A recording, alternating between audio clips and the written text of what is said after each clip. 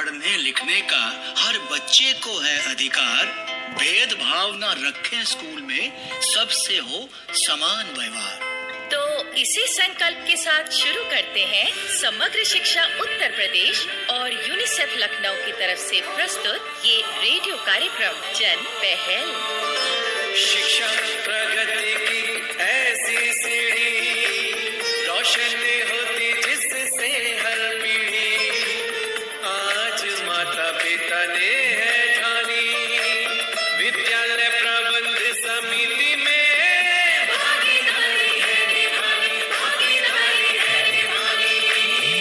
जन पहल के सभी श्रोताओं को विद्या का नमस्कार और काकी तुम्हें प्रणाम। जुग जुग जियो विद्या बेटी, जुग जुग जियो। और भाई सुनने वालों को भी मेरा आशीर्वाद। और चंदू तुम्हें भी मेरा नमस्कार।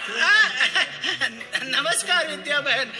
वो मैं बस अपनी बारी का इंतजार कर रहा था। अच्छा, तो ऐसा है कि हमारे देश में शिक्षा के अधिकार अधिनियम द्वारा हर बालक बालिका को समान रूप से शिक्षा देने की बात कही गई है। ठीक इसी भावना को समझते हुए स्कूल में किसी प्रकार का भेदभाव किसी बच्चे से नहीं किया जाना चाहिए। हाँ विद्या बेटी, हर बच्चे को पढ़ने का अधिकार और अवसर समान रूप से मिलने चाहिए। स्कूल में सब बच्चे एक ही परिवार के माने जाने चाहिए। हाँ काकी, भाईचारे और सद्भाव का पौधा तो बच्चों के मन में स्कूल से ही खिलना चाहिए। भाई वाह, इंसान और इंसान के बीच में तो भेदभाव कहीं पर नहीं होना चाहिए। और हमारे इस प्रोग्राम में तो इस बात का बहुत ही ध्यान रखा गया है। हमारे प्रोग्राम में काकी? हाँ, अब देखो तो हमने बिना किसी भेदभाव के इस चंदू को अपने साथ शामिल कर रखा है। मैं भी यही सोच रहा था काकी कि अब तक तुम्हारी तरफ से खिंचाई का कोई रॉकेट क्यों नहीं गिरा मुझ पर। अरे कोई बात नहीं, अभी तो प्रोग्राम की शुरुआत ही है। वैसे विद्या बहन, जब मैं स्कूल में पढ़ता था ना, तो किसी बच्चे में फर्क नहीं समझता था। अच्छा, तो क्या करते थे तुम? मैं बिना किसी भेदभाव को मन में रखे किसी भी बच्चे के डिब्बे से खाना निकाल कर खा जाता। हाँ भाई हाँ, कभी चोर ने भी चोरी करते हुए भेदभाव किया है। चलिए काकी, अब हम अपने विषय की ओर लौटते हैं। तो काकी, जब हम इस विषय पर अपने कार्यक्रम की तैयारी कर रहे थे तो हमें पता चला कि स्कूलों में अगर बच्चों के साथ भेदभाव होता है तो वो रंग, जाति या धर्म के आधार पर होता है। अरे बेटी, लड़कियों के साथ भी इस प्रकार के व्यवहार का पता चलता है। हाँ काकी, इसे लैंगिक भेदभाव कहा जाता है। इसी तरह विकलांग बच्चे भी कई बार उपेक्षा और उपहास का शिकार हो जाते हैं। और कई बार तो काकी, बच्चों के माता पिता की आर्थिक स्थिति के आधार पर भी भेदभाव किया जाता है। विद्या बहन, कई बार तो अध्यापक पढ़ाई में तेज और पढ़ाई में कमजोर बच्चों के बीच भेदभाव करते हैं। अच्छा, तेरे साथ तो भाई ये भेदभाव जरूर हुआ होगा चंदू। नहीं, मेरे लिए तो मेरे अध्यापकों के मन में बड़ी ही शुभ इच्छा होती थी। कैसी शुभ इच्छा? यही कि ये चंदू इस साल तो पास हो जाए। तो काकी, भेदभाव का शिकार बच्चा अगर पढ़ाई में तेज हो तो भी उसका मन पढ़ाई से उचाट हो जाता है और कई बार तो वो स्कूल ही छोड़ देता है। और इस प्रकार के माहौल के कारण समाज में भेदभाव की जड़ें मजबूत होती हैं। भाई, स्कूल तो विद्या के मंदिर होते हैं, वहाँ ऐसा कोई व्यवहार नहीं होना चाहिए किसी बालक बालिका के साथ। और काकी, अब इसी बारे में एक नाटिका सुनवाने का मेरा मन है, लेकिन मेरे मन में ये भी है कि मैं एक लोकगीत पहले सुनवा दूं। हाँ, सावन का महीना है और बहना को अपने भैया का इंतजार है। अरे बहना, महीना सावन को आयो, भैया डाली भी आयो, बैठी हूँ कब से तेरी याद में, देखो पल पल तेरी बात, बीते रो रो के दिन रात, तेरी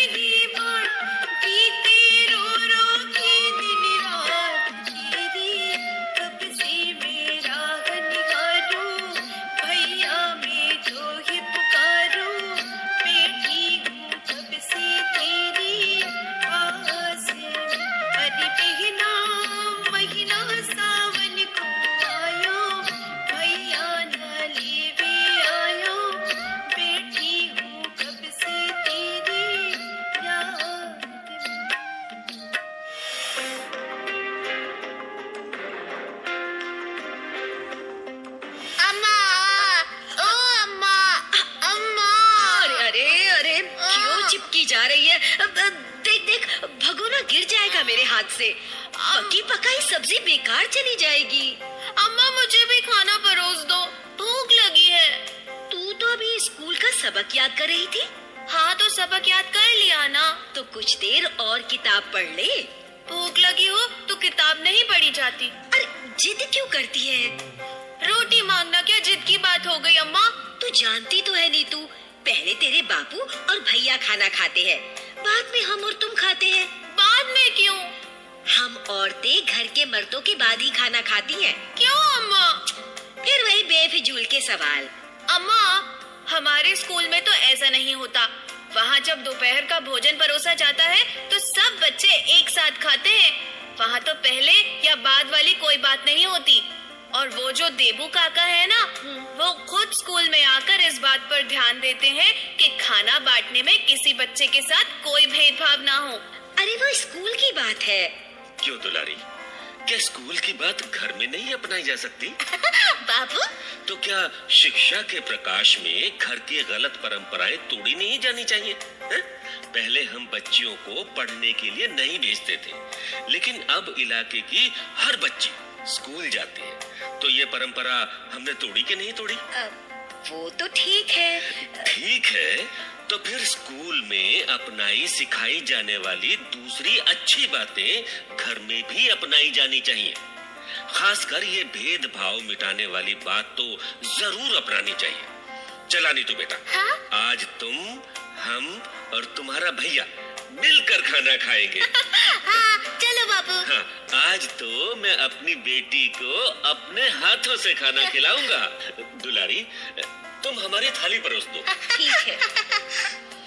बाबू आज खाना खाने में कितना मजा आ रहा है ना। लीजिए, थोड़ी भाजी और ले लीजिए। बस बस, बहुत है, बहुत है। अम्मा कल से तुम भी हमारे साथ खाना खाओगी। हाँ जरूर। असल में क्या है दुलारी, कि आज देबू भाई मिले थे। वो हमारे स्कूल वाले देबू काका? हाँ बेटी, वो तुम्हारे स्कूल की एसएमसी के मेंबर है ना, तो वो बताने लगे कि अब स्कूल में किसी के साथ किसी प्रकार का भेदभाव नहीं किया जाता, खासकर लड़कियों और विकलांग बच्चों के साथ। और उन्होंने एक बात और भी कही। कौन सी? भेदभाव मिटाने का एक मतलब होता है बच्चों को उनके अधिकार देना। तो हमने स्कूल में लड़कियों के लिए जो अलग शौचालय बनवाए हैं, वो इसी की एक मिसाल है। ये तो अच्छी बात की स्कूल वालों ने। इसी प्रकार वर्दी, किताबें या दोपहर के भोजन के मामले में लड़के लड़कियों के साथ समान व्यवहार किया जाता है। और हमारे शिक्षा के अधिकार अधिनियम में विकलांग बच्चों को जो सुविधाएं देने की बात कही गई है, वो सब हमारे स्कूल में पूरी की जाती हैं। हाँ जी, पढ़ाई लिखाई पर तो इन बच्चों का भी समान अधिकार है। हाँ, स्कूल में विकलांग बच्चों को न सताया जाता है, न ही उनका मजाक उड़ाया जाता है। और ये बात अध्यापकों द्वारा सब बच्चों को सिखाई जाती है। ये तो बहुत अच्छी बात हो रही है हमारे स्कूल में।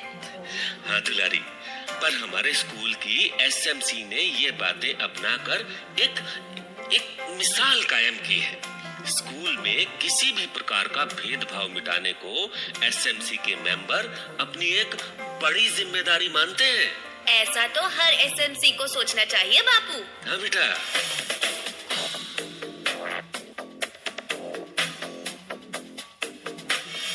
भाई वाह, ये नाटिका तो एसएमसी के मेंबरों, स्कूल के अध्यापकों और बच्चों के माता पिता सबको सीख देने वाली थी। और अब अच्छी सीख लेने वाला एक काम हम और करते हैं और सुनते हैं ये प्रेरक संदेश।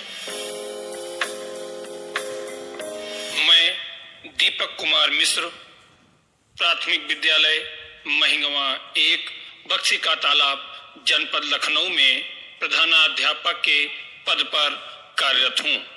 मेरे विद्यालय में 2 सहायक अध्यापक एवं 2 शिक्षा मित्र कार्यरत हैं। मेरे विद्यालय में आज 92 बच्चे नामांकित हैं, जिसमें लगभग 75 से 85% बच्चे उपस्थित होते हैं। मेरे विद्यालय में सौर ऊर्जा से संचालित 3 पंखे, वाटर पंप एवं स्वच्छ पानी पीने हेतु आरओ लगा है। बच्चों को नियमित मध्याह्न भोजन वितरित किया जाता है।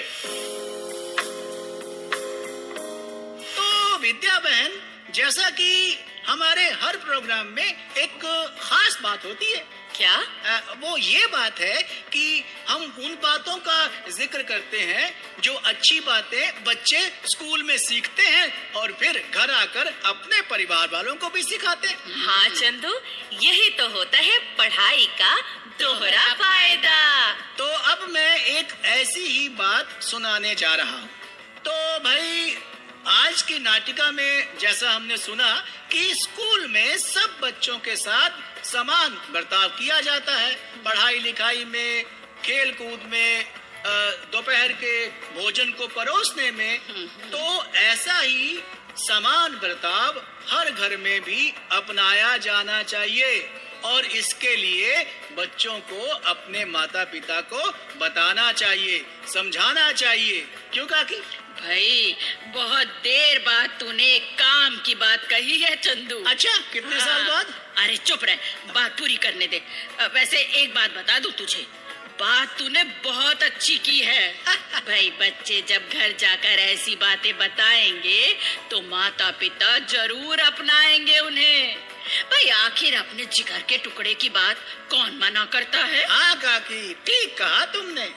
काकी, और इस तरह घर घर में फैलेगा शिक्षा का प्रकाश, भेदभाव से मुक्त होगा हमारा समाज। भाइयों बहनों, अगर आप अपनी बात हम तक पहुंचाना चाहते हैं या विद्यालय प्रबंध समिति के बारे में कोई जानकारी चाहते हैं या कार्यक्रम के बारे में कोई सुझाव देना चाहते हैं तो इस पते पर लिखें।